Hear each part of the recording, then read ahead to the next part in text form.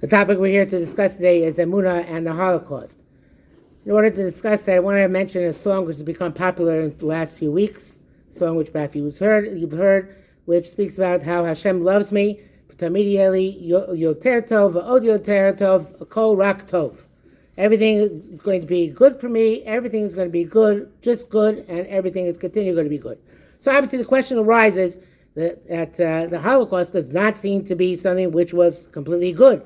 And it's obviously, we can't expect necessarily that everything should always be good. How do we understand things which go bad, and especially when they go bad on a massive scale, and what is HaKadosh Baruch Hu doing, and how do we relate to Hashem in this respect? So in order to understand this better, I'm going to deal with three terms. They are Yediyah, Emunah, and Bitachon. There's knowledge, Emunah, which is usually translates belief, and Bitachon, which is trust. And they're really three different things. Yediyah is our knowledge that there's a God. And we know that there's a God for many, many reasons. Primarily among them is because we have, all of us, a tradition going back through our parents, through our teachers, to Mount Sinai, that Hashem came down and spoke to us and gave us the Torah. And that history of the Jewish nation is the basis of our Emunah throughout time. So other bases for our Emunah, for example, Marabu Ma'asech Hashem Kulam B'Chachma Asisa, how extraordinary the Bria is, how amazing things are, how science is so wonderful and demonstrates such an incredible complexity of creation, which surely indicates that there is a designer, an intelligence which designed everything. There are other pieces of evidence which we have, which are the basis of our knowledge that there is a God. That's one thing. That's our Yediyah, our knowledge that there's Hashem. Then there is Bitachon. And Bitachon is a very complicated thing. And we'll come back to it in a few minutes in greater detail. But Bitachon is basically our trust in Hashem. That we trust Hashem is going to do for us what is appropriate for us. What that means, we'll come back to. That's Bitachon. And then there's Emunah. And the question is, how do we define Emunah? It's not the same thing as knowledge of God. It's not the same thing as trust in God. But Emunah means that there's a relationship of trustworthiness, meaning that we have a relationship with HaKadosh Baruch Hu in which we feel that Hashem has our interest at heart, so to speak. Obviously Hashem has no heart, but we're using a metaphor, and that we have therefore a relationship with HaKadosh Baruch Hu in which we have a closeness, a connection to Him. Now, many people, when they were confronted by the Holocaust, they came away with a question of whether there is a God, because such terrible, evil things happened. I don't think that the Holocaust is so much of a question of whether there's a God, because the creation, the history indicates that there is a God, and there's a sufficient amount of evidence that there's a creator who created the world. But the two other questions of Emunah and Bitachon apply here. A, how are we supposed to have a relationship with HaKadosh Baruch Hu if HaKadosh Baruch Hu did to us, so to speak, these terrible things which happened to us in the Holocaust? B, what we talk about Bitachon usually as a trust that Hashem is going to do what's best for us. And there's this idea, like this song says, that it's always going to be good, right? There's even a saying which they have in Yiddish, Trach gut wird sein gut. If you think good, it's going to be good. So therefore the question is, well, how do you come to a circumstance like this where people surely thought good things would happen to them, like all of us want to happen to us? And these things didn't necessarily happen the way they're supposed to happen. So in order to understand these things, again, knowledge that there's a God makes sense that there's a God. The world is very complex. The history of our history going back to Har Sinai is a pretty solid thing. Makes sense that there is a God. But what about our relationship with Hashem and our trust in Hashem? Those are the two things which Holocaust bring up. And there was a video which we show later in the year, which where a Holocaust survivor, Shomer Shabbos Holocaust survivor, comes to Auschwitz, and he says, he shouts out and he says, I have kindness against HaKadosh Baruch Hu. I have difficulty with Hashem. When I come up to Shamayim, I'm going to ask Hashem, how can you possibly allow all these things to happen? He doesn't say he doesn't believe in Hashem. Chas v'sholom. Of course he believes in God. But when he comes up to Shamayim, he says, I'm going to ask Hashem, how can you possibly allow all these things to happen? There's a teacher here, where I went up in the elevator early today. She said to me that her father, from after the Holocaust till 1980, was not Shomer Shabbos. He only became Shabbos again in 1980. And he said, because the reason why he wasn't Shomer Shabbos, because he said, okay, I forgive HaKadosh Baruch Hu, so to speak, my father, my mother, but my Rebbe, who was a great tzaddik, how could he have suffered so much? How could he have been killed by the Germans if he was such a righteous person? And therefore, until 1980, they didn't keep Shabbos. In 1980, they started keeping Shabbos again. The question is why? We'll come back to that as well. So, again, one can have an understanding that there's a God and still not understand why God does things that he does. And of course, Hashem addresses this. Hashem tells us, Ki lo machshvosai machshvosechem below darchechem d'rachaynu Hashem. Your thoughts are mine, not my thoughts. Your pathways are not my pathways. I have my own perspective on the way things are supposed to be. And we see the Gemara, Rabbi Akiva says, Kol ma'davi rachmona l'tavavi. Everything HaKadosh Baruch Hu does, he does for the best. Now, it's interesting. It's not the same thing as Nochem Ish Gamzu says. Nochem Ish Gamzu says, Gamzu l'toiva. This is good right now. What I'm experiencing right now is a good thing, and Nochem Ish Gamzu is a very interesting person, not for now. How he could possibly be such a madrega that everything experienced at the time was good for him. But then most of us are not in the madrega of Rabbi Nochem Ish Gamzu. Even his Talmud, Rabbi Akiva, was not at that level. And the Gemara brings down the famous story that Akiva was going down the road and it came nighttime and he wasn't able to get to a city and his donkey died and his candle went out. And he said, well, this seems very bad right now, but I don't understand why Hashem did this, but they must have a reason. And later on, it turns out that had he gone to the city, a bunch of bandits had come and conquered the city. And had he had his candle, so they would have seen his candle. And had his donkey been alive, then he would have had the donkey brain. So therefore he says, you see, but this needs retrospective. You can't tell in the moment that these things are good. You can look back. In Rabbi Akiva's case, he was able to look back the next day and say, you know what? It was good that all these things happened to me. But sometimes it requires decades, centuries, and one cannot understand why something is good until one can look back with perspective, which is one of the reasons why history is so important to us, to understand why things happen. Again, we can't understand completely, but we can get a sense of perspective, that everything Hashem does has a purpose. So therefore, for example, when it comes to the Holocaust, we don't understand why HaKadosh Baruch Hu made the Holocaust. There are Gedolei Torah, we're going to learn about them later in the year, who gave reasons why they thought the Holocaust happened. But Lubavitcher Rebbe said, and I believe he's correct about this, that we can't give reasons for the Holocaust. It was too massive an event. You can't say have for this specific reason. Maybe one person dies, 2 people die, but 6 million people die. We can't know. And we can't give a reason. And it's arrogance for us to say we can give a reason why the Holocaust happened. Of course, especially those of us who didn't suffer through it. For us to come and in the safety of our existence today and come back and look back and say, well, this must be why it happened. It's arrogance. We cannot do that. What we can say is that the Holocaust had certain positive results, and that's part of Hashem's master plan.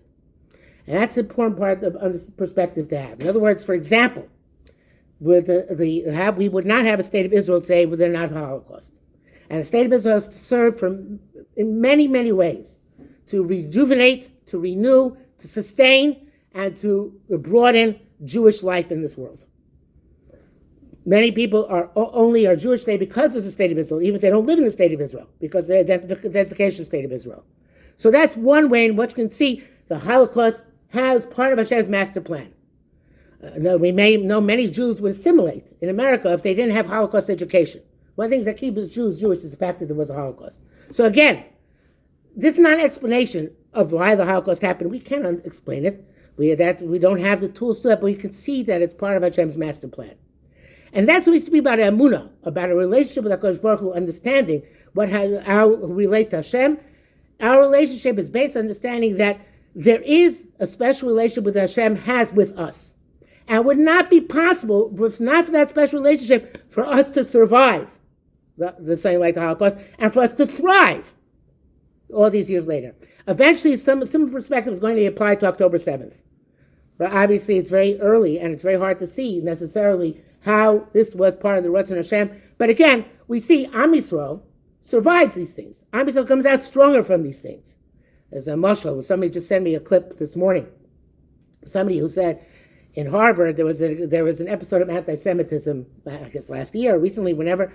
So a bunch of pro-Palestinians, I guess, went around and took down mezuzahs from the doors of Jewish dorm rooms. So They called in Chabad. A Chabad volunteer, they said, we'll put up mezuzahs for all the mezuzahs that went down. So 50 mezuzahs went down. So somebody asked, and how many got put up? Do you think 50? No. Over 100 got put up. Because as a result of those 50 mezuzahs being taken down, 50 other Jews decided, you know what? We're also going to put up a mezuzah. And there's a message in this. It's a small example, but it's in a microcosm. It gives us an idea of how to have a perspective on when bad things happen. Bad things are part of the master plan too. HaKadosh Baruch Hu has bad things happen. Again, they're bad. But they're part of a longer range master plan, which we can't even perceive. Perhaps, again, until in this case, it was a day or two later, you could see it. But sometimes you can't see it too much later. HaKadosh Baruch Hu has this master plan, which is the basis of our Emunah. And we can have questions. The essential component of Judaism is asking questions. That's one of the main things which we encourage you to do as Jewish students, is to ask as many questions as possible. Because if we don't ask questions, we'll never learn anything. We have to ask questions, and sometimes the questions are much better than the answers.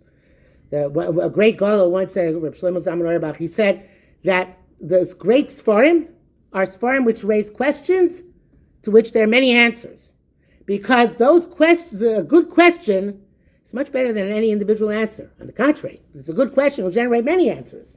So we thrive in our understanding by asking questions and trying to figure out what the answers are. And sometimes there's more than one answer. Sometimes the answer is difficult to come by. Sometimes it's easy. But we ask questions, and we're allowed and encouraged to ask questions. So the idea is we have this relationship with HaKadosh Baruch Hu. Again, we can't see in the short term always how everything is for the good. Somehow or another, in the long term, sometimes, not always, we can see, but we have enough experience that we see how things work out for the best, that we understand that everything HaKadosh Baruch Hu does, from the experience I have, I extrapolate, I derive from what I know to understand that HaKadosh Baruch Hu always has our interests at heart, even if I don't understand it. Even like that Auschwitz survivor who said, when he comes out to Shema, he's going to ask HaKadosh Baruch Hu himself. He's allowed to, he's entitled. That's part and parcel of Ein Simcha K'Torah Sasfekos. There's no greater joy, no greater happiness than having our doubts resolved. Why we should have our doubts resolved. Now I want to mention another thing, which is we have to understand this, and this puts the Holocaust a little bit more context. It's not an explanation, but it's important to understand, which is that free will is a very, very powerful component of human existence. Which there's Orach Chaim HaKadosh in Parshas Vayeshev. Parshas Vayeshev, it says that when Yosef was about to be killed by his brothers, Reuven said, let's throw him down into the pit. And you all know, Harbor Reik Ein Bo Mayim. Anybody remember the Rashi there? What does Rashi say? The bore was empty, it didn't have water. What was in the pit? Snakes and scorpions. So Orach Chaim HaKadosh asked the question, he says, so what good is Reuven doing throwing Yosef down into the pit if he's throwing him into a den of snakes and scorpions? Right? He's trying to save him from the brothers, he's going to die from the snakes and scorpions. So Orach Chaim says an amazing thing. Orach Chaim says, snakes and scorpions don't have free will. Human beings have free will. Reuven can decide to kill Shimon, and he will succeed even if the Gzar Din in Shamayim was not that Shimon should die. Even if Shimon's supposed to live a long life, if Reuven decides with his free will that he's going to kill Shimon, Shimon will die. Snakes and scorpions can't kill you unless you deserve to die. Because snakes and scorpions don't have free will. It's amazing. Orach Chaim requires a lot of analysis to understand it fully.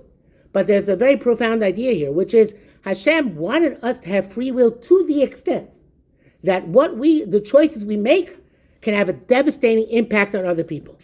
And this is a beginning of understanding of the place of evil in this world. I'm not talking about bad things which happen because of snakes and scorpions. Snakes and scorpions can do bad things, and should never deliberately go to a place where snakes and scorpions, even whether they have free will or not. Your free will in going there will put you in danger. But the point is that human beings have free will even to do things which are terrible and horrible. And that's a part of being a Tzelem Elokim. Hashem said, I'm creating you in my image. What does it mean in my image? Hashem has no image. It means Hashem has free will. Hashem does what he wants in this world. We too, human beings, will do what they want. And therefore, even though HaKadosh Baruch Hu could save someone from somebody else's free will, it's very rare. Chazal say it's very rare that Hashem steps in and changes the world to go against another human being's free will. And that is why there's such evil in the world. The reason why, there are other reasons, but this is a very basic reason, which is that Hashem said, you know what, human beings have to have free will, even to the extent that there should be evil, so much evil in the world, because there has to always be that balance. To have truly good, very high good out of free will, you have to have the capacity to have truly very high evil, very low evil. It's something that you can't have one without the other. There has to be this balance. If you have the potential for greatness, great accomplishment, there will also be the potential for great devastation. And again, this is not a sufficient explanation of the evil of the Nazis. One can spend years discussing their evil and how what they did was a terrible, terrible thing and how wicked they were. But again, we're trying to understand what the relationship is between ourselves and HaKadosh Baruch Hu. And you have to understand that Hashem allows people to have free will because it's essential to have great good, to have the possibility of great evil as well. So therefore, part and parcel of understanding of our relationship with HaKadosh Baruch Hu, the Holocaust, is that Hashem allowed free will. That was HaKadosh Baruch Hu allowing that to happen. But again, besides HaKadosh Baruch Hu allowing evil people to operate in this world, Hashem also uses all these things to bring out his own, as we said before, ultimate master plan. And this happens many times throughout Jewish history. Beginning with Amalek in the Midbar, right? Hashem allowed Amalek to come and attack the Jewish people. And Moshe Rabbeinu, it says, it's interesting language which the Torah used there, V'ayu yadav emunah b'hashamish. And Moshe had to sit there with his hands up, sitting on a stone, while Am Yisrael fought against Amalek. And the idea was, what do you mean his hands were emunah? So Chazal say, did the hands of Moshe Rabbeinu make the war or break the war? No, but as long as he was looking, you saw Mistak and Klapi Mala, as long as Am Yisrael was looking up to Shemayim and seeing those hands, they looked up to Shemayim to Hashem, and that's how they were able to vanquish their enemies. But Hashem says, it was only temporary. Kiyara case kam Yilchama Hashem b'Amalek midor dor. It's Hashem put his hand on his throne, again it's a metaphor, and said this war is going to go on throughout history. The war of good and evil is a war which goes on throughout history, and something which is part and parcel, intrinsic to creation, is the constant struggle as individuals, as societies, as nations, of good against evil. Usually good wins. So there's a controversy whether parents should let the kids read Harry Potter. I think it's a good thing to read Harry Potter because good wins in the end. So anytime good wins, it's a good lesson. And that's the way it's supposed to be, that good does win, but it takes sometimes a long time. I don't remember how long it took to defeat Voldemort. But it took a long time. It takes a long time. It's not a simple process. The reason why Harry Potter grabs your imagination and people get lost in that world is because this is a microcosm of what the world is about. It's true, it's a fantasy level, but it's the same idea. The idea is this ongoing fight of good versus evil, which gives meaning to our lives. Which means that we're part of a great, great battle and struggle, where we're partners, so to speak, like HaKadosh Baruch Hu, in growing ourselves to understand what's evil and defeating that evil. And that's part of the master plan. Again, do we understand how everything fits into the master plan? No. But we understand the master plan of the long-range battle of good versus evil, and our role, our mission, to be a part and parcel of that, whatever our role is. Each one of us has a different role, but none of us are exempt from that. All of us will spend our lives with our free will as part and parcel of that good fighting evil. None of us are going to complete the task. Hashem, Mashiach will come and help us complete it, but in the meantime, you can't shirk that responsibility. Your entire life is part and parcel of that. I'm sure many of you have read Horton Hears a Who. And Horton Hears a Who, you know that there's a little shirker named Jojo, I think, who if had he not just shouted out, then Whoville would have been lost. Each one of us has this role in this world, and no matter how small, without which we can't fulfill the destiny that HaKadosh Baruch Hu has destined for us with our free will as part and parcel of this world. Now coming to the topic of bitachon, the third leg of our discussion. Again, there was idea, our knowledge of Hashem. There's our emunah, our relationship with Hashem, and bitachon, there's the trust in Hashem. There's a big machlekes between the different Baalei Machshava, the different Jewish thinkers. I once wrote an article about it. I'm happy to give you my article to read on the topic. But the question is, it's a big machlekes between the Baalei Mashkafa, people who think about Jewish thought, whether as a result of bitachon, it's going to be good for me personally, like the song says, v'tamid yeli rak tov, or, like we said before, Hashem's master plan is going to be fulfilled. And it might not necessarily be to my personal benefit, except in the sense that everything working out according to Hashem's master plan is good in the long run. So this is a big machlekes, and generally speaking, if you are a bit of a scholar, then you know that a lot of Hasidim took the perspective that, like we said before, trust good, that's zayin good. If you think good, it's going to be good. The other misnagdim, which are the non-Hasidim, took the perspective that we don't know if for you individually it's going to be good. For you individually, things might not be so successful. Lots of people don't succeed in what they attempt to do. But we are secure that HaKadosh Baruch Hu has a master plan. And that master plan, whatever role I play, is the role I'm supposed to play. And if that role is something where my life is going to be good, great. But if my life is not going to be so good, so, as Chazal say, you have to be mekabel b'simcha. You have to accept this and say, whatever Hashem wants to happen to me must be part of a greater plan, and I should accept that with happiness. What does happiness mean? Happiness means that I feel that I'm part and parcel of something meaningful in this world. Later on, we're going to learn about Viktor Frankl. Viktor Frankl is a Holocaust survivor, wrote a very famous book called Man's Search for Meaning. And Viktor Frankl speaks about being happy in the concentration camps. How can you be happy in a concentration camp? He says if a person has meaning in their life, then they feel happy, then they're happy. A person has no meaning in their life, they're unhappy. And it doesn't matter what their situation is externally. They can be suffering horribly in this world. But if a person has meaning in their life, they are happy. What does it mean that meaning in their life? So Chazal, there's a pasuk which we say in Psukei de Zimra. Yismach le mevakshe Hashem. Happy is the heart of those who look for HaKadosh Baruch Hu. So the Rebbe Rabbanim Bar Shishko, when the great Hasidic Rebbe asked the question, he says, I understand. When you look for your wallet, when are you happy? Are you happy when you find your wallet? Or are you happy when you're looking for your wallet? Should say, Yismach leiv motzei Hashem. Those who find Hashem are happy. Why say Yismach leiv mevakshe Hashem? Those who are looking. When you're looking for a wallet, you're not happy. You're happy when you find your wallet. So it's say Yismach leiv motzei Hashem. Those who find Hashem are happy, not Yismach leiv mevakshe Hashem.